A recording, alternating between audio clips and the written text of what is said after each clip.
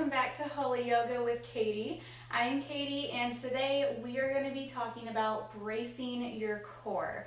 So if that interests you and you want to learn more, go ahead and subscribe to my channel and give this video a thumbs up. To start out bracing our core, it's really a learned feeling. It's trial and error. You're not going to get it right the first time, and that's okay. So what we're going to do, I want you to stand up and do this with me. So there are 4 different things that we pay attention to when we are bracing our core. It's our hips and our tailbone, our lower bellies, our ribs or our upper bellies, and our shoulders, okay? So the purpose in bracing your core is so you don't get hurt. That's the basic reason that we learn how to brace our core. Because if you're not bracing and your core is from here to down here, front and back, if you don't know how to place all of that properly, odds are everything's going to go directly to your low back.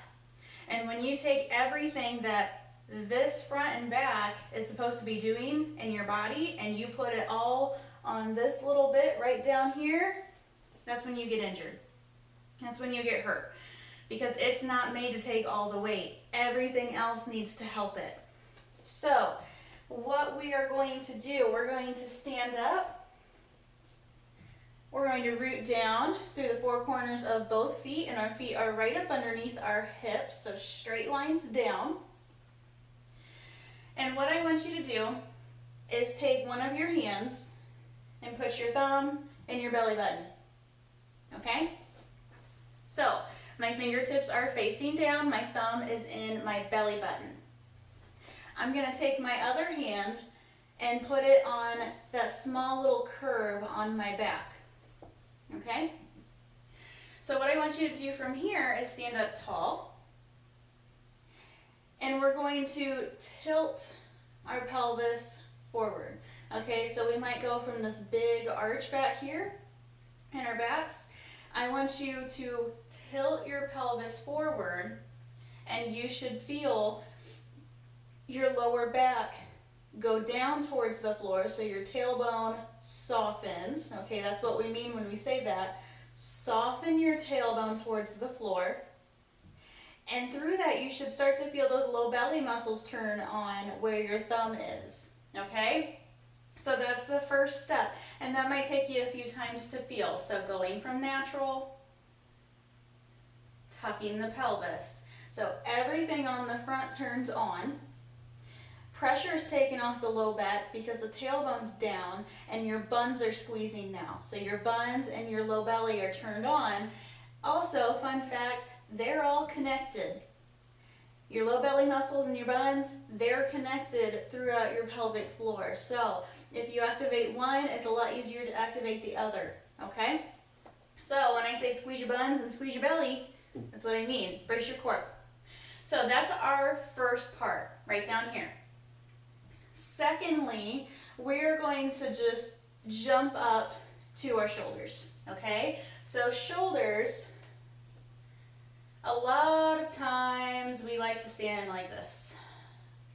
Our shoulders are rolled forward, our neck is just kind of tilted back. This is how we look on our phones. That's how we look on our computers. So what we're doing is we're staying braced through our low bellies. Don't forget, we're going to draw our shoulders all the way around and down, okay? So from there, if I go from normal shoulders and I bring them all the way up, down, and around, well now my back has to start working right up underneath my shoulder blades, okay? I can feel my shoulders getting pulled down throughout my lats, okay, right through here. It's not something you're going to do subconsciously. It's work, okay? You have to think about it to maintain it, or else your body's going to go to its natural holding pattern, and that is, your body's always going to find the easiest way to do something, okay? And bracing your core is not the easiest thing to do.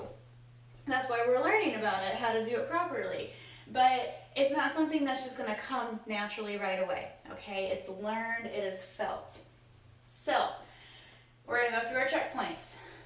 Our pelvis is tilted forward, our tailbones are softened towards the floor. Our shoulders are rolled down and back. We can feel our lats turn on. Now, as soon as I have somebody readjust their shoulders, their ribs go like this. Okay, I'm gonna fix my shoulders. Their ribs flare out and they go, okay, I'm standing up nice and tall. And I go, no, you're not. So what we're going to do with that, keep your tailbone softened, shoulders rolled back. So what we're going to do is, it's called knitting your ribs. Knitting your ribs can be really, really hard to do, okay? So what you're doing is, from this big expanded rib cage, we're just gonna push it down, okay? So that can be felt if you are familiar with the feeling of crunching your belly in, if you're doing ab work, crunching those muscles in, and that's where you're keeping it. However, we're not crunching down, we're just softening those ribs back in. So notice, when I soften my ribs back in, immediately everything else in the front tightens up, which means my buns tighten, which means my hips are in place, my belly is in place, my shoulders can be in place, and my head, basically you're just gonna take your chin, push it back, keep your ear over your shoulder. That is proper alignment right there. We've got our ribs in place, our hips in place, shoulders, bellies, neck and chin, feet, everything's in alignment. Okay, now what do we do with that? So, throughout yoga, it doesn't matter what position that my body's in, I should be maintaining those lines the whole time.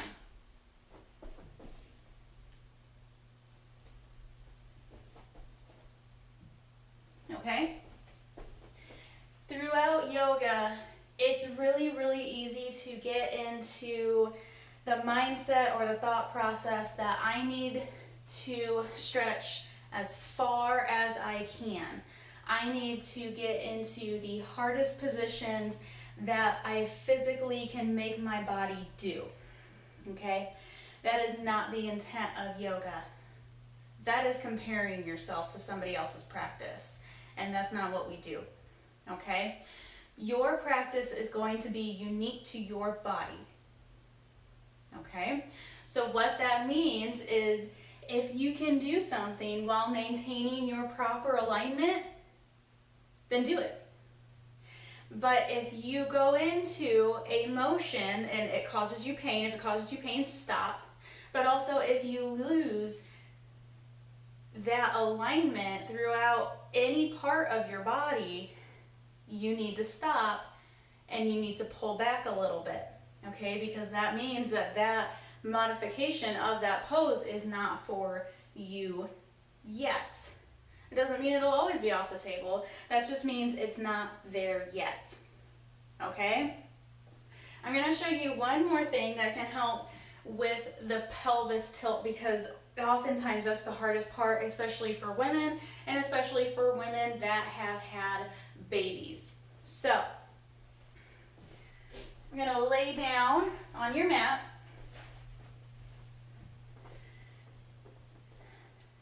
You're going to bring your feet to your mat, so the soles of your feet are down.